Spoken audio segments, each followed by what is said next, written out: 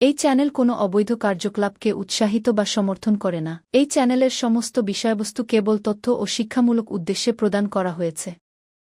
যদা যদা হি ধর্মস্য গ্লানির্ভবতি ভারত অভ্যুত্থানমধর্মস্য তদাত্মানং সৃজামি।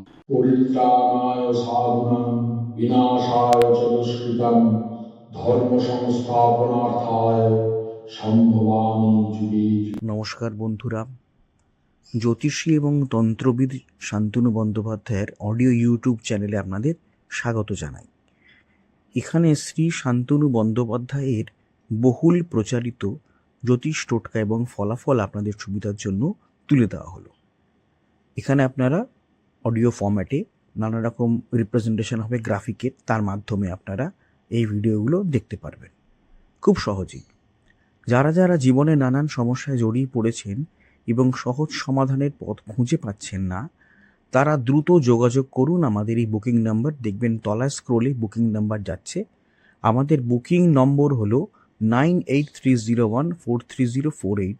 সকাল 11টা থেকে সন্ধে 7:30 মানে 7:30 পর্যন্ত এর মধ্যে আপনারা ফোন করবেন। প্রেম, বিয়ে, বিচ্ছেদ, চাকরি, ভাগ্য, রাশি, যে কোনো সমস্যায় দ্রুত যোগাযোগ করুন এই নাম্বারে। নাম্বারটি ভালো করে দেখুন এবং নিচের স্ক্রোলগুলো ভালো করে আপনারা ফলো করুন।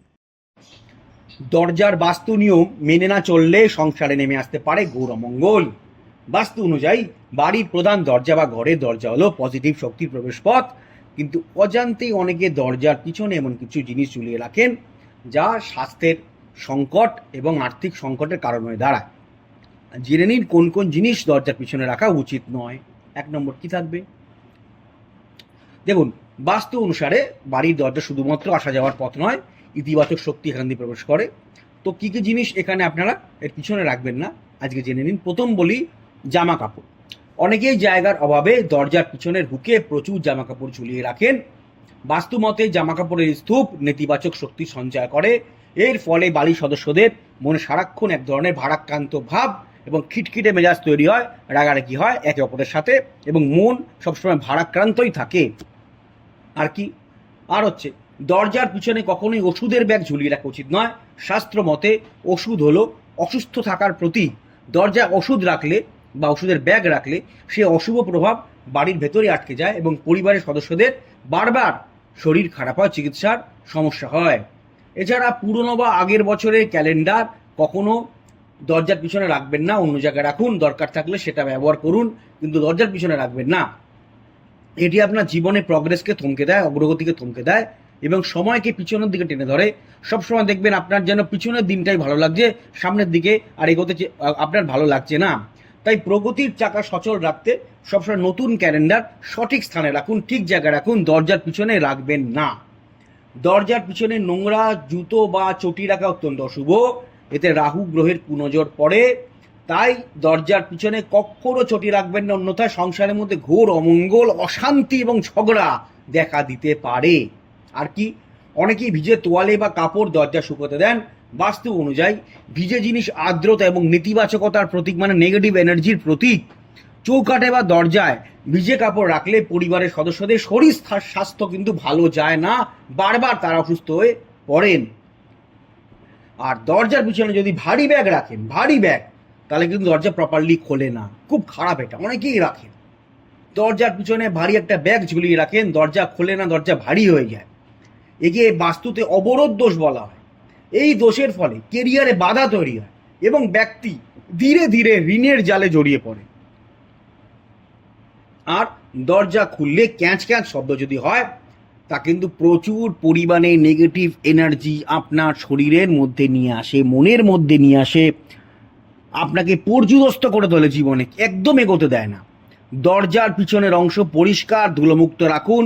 স্বস্তিকা চিহ্ন বা ওম চিহ্ন দরজার উপরে স্থাপন করুন এবং তেল দিন দরজার লিভার অঞ্চলে বা যেখানে জাংশন, দরজার যেখানে ধাতব প্লেট আটকানো আছে, ক্যাঁচ ক্যাঁচ শব্দ হচ্ছে, সেখানে আপনারা তেল দিন। তেল দিয়ে সেটাকে অয়েলিং করুন, ফলে এই শব্দ বন্ধ হবে এবং আপনাদের জীবনেও বাস্তুর প্রভাবে, গুড বাস্তুর প্রভাবে আপনাদের জীবনেও সুখ, সম্পদ এবং প্রাচুর্যে ভরে উঠবে। আপনারা অতি অবশ্যই কদিনের মধ্যেই চলে আসছে, অ্যামাজনে পেয়ে যাবেন। শোধন দ্রব্য আমি বলে দেবো, লিংক দিয়ে দেবো, এবং সেই শোধন দ্রব্য কিনে আপনারা যে কোনো জায়গায় থাকেন না কেন, আপনারা ওটা যদি কিনে রেখে দেন অনেকদিন চলে যাবে। যেমন অমৃতবিন্দু স্নান দ্রব্য 1 চিমটি করে, আপনারা যদি একটা ডিব্বা, এই ডিব্বাটা কেনেন বহু দিন আপনাদের চলে যাবে।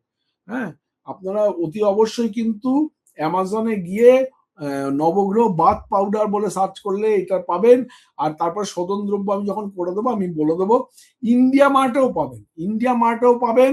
আমার যে আরেকটা নিজস্ব ওয়েবসাইট ananddarshan.com, সেখানেও আপনারা পাবেন। আচ্ছা, একটা কথা আপনাদের বলি, সেটা হচ্ছে অডিও ট্র্যাক। আপনারা হয়তো আমার ভিডিওটা চালালেন এবং দেখলেন যে প্রথম থেকে সেটা ইংলিশে হচ্ছে। মুশকিল, শান্তনু ইংলিশে বলতে শুরু করছেন, না না, ব্যাপারটা তা নয়। 3টে ল্যাঙ্গুয়েজে আমাদের ভিডিওটা সেট হয়ে যায়। অনেক সময় দেখা যায় হিন্দিতে আরম্ভ হয়ে যাচ্ছে, অনেক সময় দেখা যায় বাংলাতেই যা চলছে, আবার অনেক সময় দেখা যায় ইংলিশে চলছে। তো এটা যখন আপনারা চলবে তখন আপনারা কি করবেন? কিচ্ছু না, ভিডিওর যেটা চলছে তার ঠিক ডান দিকে দেখুন কোনায় একটা চাকার মতো একটা সাইন আছে, একটু ক্লিক করলে দেখতে পান চাকার মতো সাইন আছে। সেই সাইনটাকে ক্লিক করবেন। ক্লিক করার পরে দেখবেন নিচে অডিও ট্র্যাক বলে একটা লেখা দেখাচ্ছে। ওই যে বারটা আসবে, বারের নিচে অডিও ট্র্যাক আছে, ওই অডিও ট্র্যাকটা ক্লিক করবেন। ক্লিক করলেই দেখবেন ওখানে বেঙ্গলি অরিজিনাল দেখাবে, যেখানে হয়তো হিন্দিতে চলছে, হিন্দি নিচে রয়েছে, বেঙ্গলি অরিজিনালে আপনারা ক্লিক করে দেবেন। যদি বেঙ্গলি অরিজিনালে ক্লিক করে দেন তাহলে কিন্তু আপনারা বাংলাতেই আবার আমার কথাটা শুনতে শুরু করবেন। হ্যাঁ, সুতরাং চিন্তা করার কোনো কিছু নেই। এই যে আমি স্ক্রিনে দেখিয়ে দিলাম, এইভাবে আপনারা অডিও ট্র্যাকটাকে জাস্ট চেঞ্জ করে নেবেন। হ্যাঁ, অডিও ট্র্যাকটা চেঞ্জ করলে আপনারা আবার পুনরায় আপনারা বাংলায় বা ইংলিশে বা হিন্দি থেকে আপনারা বাংলায় ফিরে আসতে পারবেন। যাই হোক।